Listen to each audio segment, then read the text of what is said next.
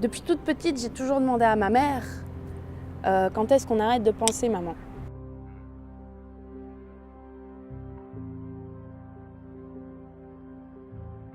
J'ai découvert ma différence en fait par hasard. C'est assez triste en fait par rapport à comment je l'ai connu, c'est que j'étais en couple avec quelqu'un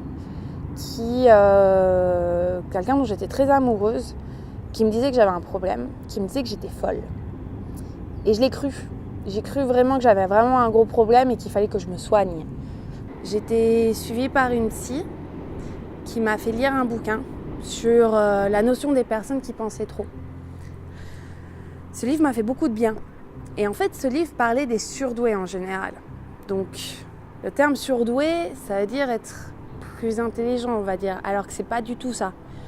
Ce qu'on est, que ce soit un mot au potentiel ou même zèbre, qui a été utilisé comme terme, ça nous représente pas vraiment. On a une intelligence qui est très différente des autres.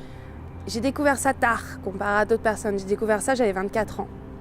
Donc ça m'a fait vraiment une grosse remise en question de ce que j'étais. Toutes ces années où je m'étais sentie seule, en fait, je pensais toujours que j'étais bizarre. Depuis toute petite, j'ai toujours demandé à ma mère quand est-ce qu'on arrête de penser maman. Parce que c'était quelque chose que, voilà, on pense trop, nous les HP. On a notre cerveau, il n'arrête jamais. Et elle m'a regardée, puis elle m'a dit c'est quand on meurt. Donc quand j'étais toute petite, j'avais toujours très peur de m'endormir parce que j'avais peur de mourir. Parce que c'était quand on arrêtait de penser. J'ai souhaité que j'étais pas HP. J'ai souhaité que ça soit tellement facile. J'ai souhaité juste être simplement amoureuse de quelqu'un. Voilà, pas me prendre la tête à chaque fois. J'ai souhaité, et je le souhaite toujours, avoir des amis simplement.